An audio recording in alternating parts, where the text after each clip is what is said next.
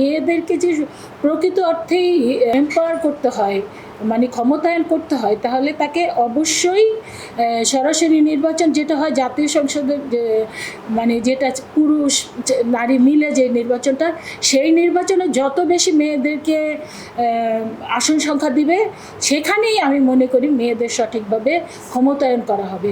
আর এই যে সরাসরি নারীতে যে নির্বাচন, তাহলে তো আমাদেরকে সেই ছোটই করা হলো। আমরা তো তাহলে সেই পুরুষের সাথে যে সমান অধিকারের কথা বলছি, সেই জায়গায় তো আমাদের নেওয়া হলো না, আমাদেরকে কিন্তু আলাদা করে দেওয়া হলো। আর দ্বিতীয়ত দেখেন, এখন এমনিতেই তো আমাদের সমাজ ব্যবস্থায় আমরা দেখি যে মেয়েদের রাজনীতি সব জায়গায় মেয়েরা এগিয়েছে, কিন্তু রাজনীতিতে মেয়েরা কিন্তু এগোতে পারেনি। এই যে জুলাই আগস্টের যে 36 দিনের যে আন্দোলন হলো, সেখানে মেয়েরা যেভাবে অংশগ্রহণ করেছিল, আমি তো খুবই হোপফুল হয়েছিলাম।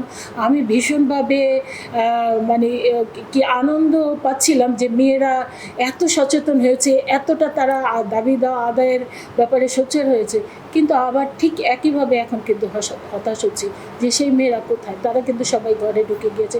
অর্থাৎ মেয়েরা এসছিল, কিন্তু তাদের জায়গা দেওয়া হয়নি।